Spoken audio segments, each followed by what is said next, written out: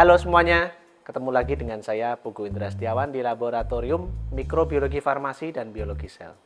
Kali ini saya akan membagikan beberapa informasi tentang apa yang harus dilakukan ketika ada di dalam laboratorium ini. Di kesempatan kali ini saya akan membagikan 3 tips sederhana ketika akan melakukan sesuatu yang berbau penelitian di laboratorium ini. Jadi yang pertama itu adalah bagaimana menggunakan jas lab yang baik dan benar sebelum melakukan penelitian atau praktikum. Lalu yang kedua adalah melakukan pipetting dengan baik yang benar. Tampaknya mudah tetapi tidak semudah yang dibayangkan. Lalu yang nomor 3 adalah sterilisasi. Terutama sterilisasi alat-alat yang akan digunakan saat melakukan penelitian atau praktikum. Nih, di sini ada 2 tipe botol ya, yang sudah disterilisasi atau yang belum disterilisasi. Nah, taunya dari mana sih botol-botol ini udah disterilisasi apa belum gitu ya? Ayo kita lihat bareng-bareng. Jadi botol yang ini, ya ini botol yang sudah disterilisasi. Tandanya apa? Tandanya dia punya selotip hasil sterilisasi yang ditempelkan di lapisan aluminiumnya. Sedangkan yang ini meskipun sudah, tapi untuk para peneliti kita harus mengasumsikan bahwa ini itu belum disterilisasi. Lebih baik begitu daripada membuat kesalahan dengan menggunakan alat yang belum disterilisasi untuk melakukan penelitian. Sterilisasi itu dimulai ketika alat sudah selesai dicuci dan sudah kering. Ya, jadi ketika alat sudah dicuci dan sudah kering itu bukan berarti dia bisa langsung digunakan untuk melakukan pekerjaan yang berbau mikrobiologi dan biologi sel. Jadi harus disterilisasi terlebih dahulu. Ada beberapa yang bisa kita pakai nih, misalnya ya. Misalnya adalah Erlenmeyer ya. Lalu ada tabung reaksi yang berukuran 15 ml. Lalu ada botol Durham ya, atau botol ya gitu ya. Dan gelas ukur. Jadi nanti akan kita perlihatkan satu persatu bagaimana sih cara melakukan sterilisasi alat-alat yang ini. Nah, pada saat saya menerangkan tadi, jadi ada 4 minimal ya kategori yang bisa kita pelajari untuk kita bungkus sebelum menuju mesin autoklaf. Jadi ada 4 alat ini dan kita butuh 1 alat lagi yang kita namakan dengan aluminium foil. Ya ini bisa ditemukan di mana-mana ya, ini cuma salah satu versi saja dari beberapa versi aluminium foil yang bisa ditemukan di pasaran kita di Indonesia. Jadi caranya itu sederhana, jadi jenengan itu tinggal menyiapkan saja ya beberapa lembar aluminium foil dengan ukuran yang berbeda-beda tergantung sediaannya apa. Jadi kalau misalnya sediaannya adalah ukur, maka perhatikan diameternya berapa, lalu persiapkan aluminium foil dengan ukuran yang sedikit lebih lebar agar supaya bisa terwrap sampai kira-kira 3-4 cm dari kepala, dari lehernya gitu ya. Lalu penting juga memastikan bahwa aluminium foil yang digunakan cukup tebal. Jadi kalau memang tidak yakin dengan 1 lembar aluminium foil, bisa menggunakan 2 lembar. Jadi ketika saat melakukan wrapping ya, itu bisa menggunakan 2 lembar aluminium foil. Sehingga tutup yang dihasilkan itu menjadi lebih kaku. Jadi nantinya ketika Anda akan sering buka tutup aluminium foil tersebut di dalam safety cabinet, dia tidak akan mudah rusak, sehingga ketika bolong itu jenengan tidak bisa dengan sembarangan menggunakan aluminium foil yang lain. Jadi harus menggunakan aluminium foil yang sama. Untuk botol karena ukurannya lebih besar ya, ukurannya lebih besar daripada gelas ukur atau Erlenmeyer ya. Jadi perlu diperhatikan bahwa untuk membuatnya harus jauh lebih besar dan harus menutupi lehernya. Jadi memang harus dibuat supaya dia menutupi lehernya seperti ini. Begitu. Jangan lupa ketika sudah selesai melakukan hal tersebut, silahkan siapkan selotip autoklafnya, selotip penanda autoklafnya. Kenapa sih perlu ya? Kenapa sih perlu gitu? Bayangkan Anda sedang terburu-buru untuk melakukan sesuatu dan ada alat yang bisa dipinjam di lab.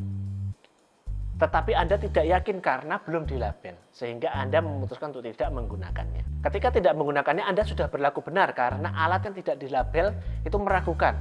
Meskipun yang sudah melakukan bilang ini sudah saya pakai kok, tapi Anda berhak untuk merasa ragu. Oleh karena itu, untuk menghilangkan rasa ragu tersebut, Anda harus menggunakan alat-alat yang sudah disterilisasi lengkap dengan selotip autoclave-nya. Sehingga Anda tahu, oh barang ini sudah di autoclave, ini sudah disterilisasi dan sudah kering. Sehingga kalau belum, ya jangan dipakai. Oleh karena itu, kita harus menempelkan selotip autoclave tersebut, selotip penanda autoclave tersebut ke dalam setiap alat yang akan Anda autoclave. Jadi kalau misalnya punya tabung reaksi ya sebanyak 15 buah, ya Anda harus melabeli 15 buah.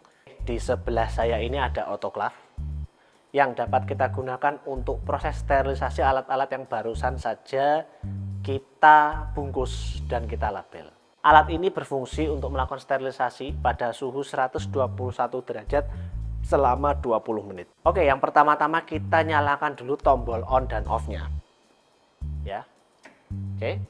Lalu lampunya akan menyala. Setelah itu kita nyalakan tombol power. Pastikan dia ada dalam posisi unlock. Kita tutup lidnya ya, kita kunci, tutup atasnya, lalu kita pencet tombol start and stop. Perlu kita perhatikan dulu sebelum menyetel bahwa suhu harus 121 derajat dan di dalam 20 menit. Nah, kita harus memastikan bahwa ada air yang sedikit menggenang di atas lempengan terbawah alat autoclave ini, karena autoclave prosesnya membutuhkan air untuk menghasilkan tekanan dan uapan.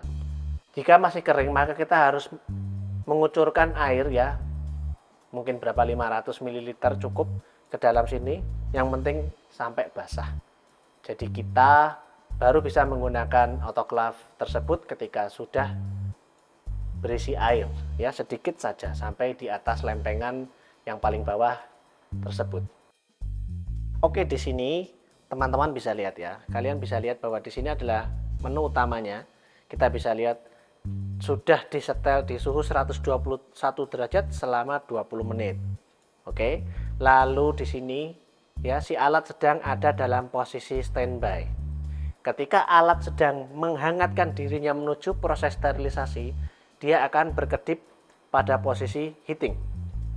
Lalu ketika heating sudah memenuhi suhu yang ditentukan, maka alat ini akan melakukan sterilisasi selama 20 menit. Setelah itu, alat ini akan mendingin ya, akan turun kembali menuju suhu hangat dan akhirnya bisa kita buka. Pada umumnya kita setel sampai suhu 70 ya. Jadi pada saat alat ini menunjukkan suhu 70 derajat, dia sudah bisa kita buka dan kita matikan untuk kita keluarkan alat dan bahan yang ada di dalamnya.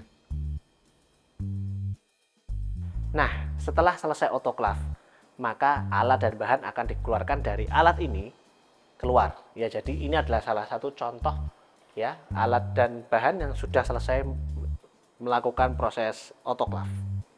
Di dalam sini bisa kita lihat bahwa terdapat bermacam-macam bahan dan alat, dan yang paling mudah kita bedakan adalah mereka masih basah, karena autoclave membutuhkan air sebelum digunakan.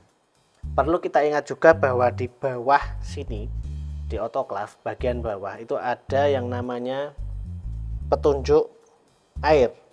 Kita bisa lihat di sini samar, tulisannya high dan low. Kita harus perhatikan bahwa air yang tadinya kita gunakan untuk autoclave itu akan ditampung ke sini.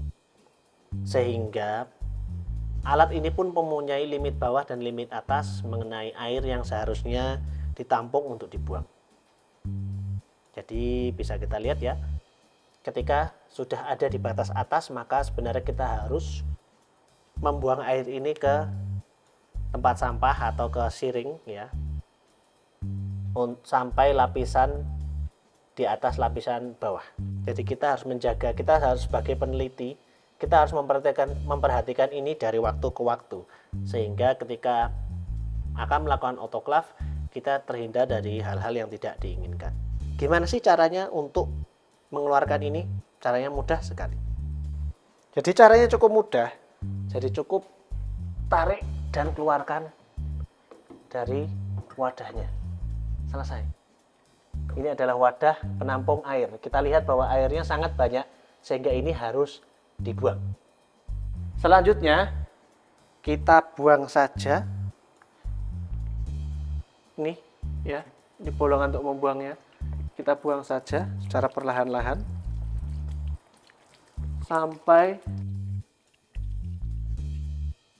di batas yang sudah kita inginkan. Nah, kalau sudah, kita masukkan kembali ke alat autoclave-nya. Lalu apa dong yang harus kita lakukan ketika alat yang kita lakukan sterilisasi sudah selesai?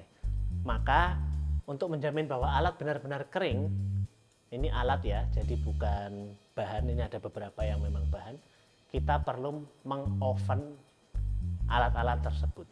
Jadi kita harus yakin bahwa alat-alat ini sudah kering sebelum kita gunakan. Karena air merupakan sumber kontaminan yang harus kita hindari sebisa mungkin. Kita harus pastikan bahwa di dalam oven mereka terkeringkan dengan baik. Demikianlah materi sterilisasi yang dapat saya berikan kali ini bersama bantuan dari teman-teman yang ada dalam laboratorium. Kami terbuka untuk semua saran mengenai perbaikan dari video kami ini. Saya Pugu Indra Setiawan, saya undur diri dulu dan have a nice day.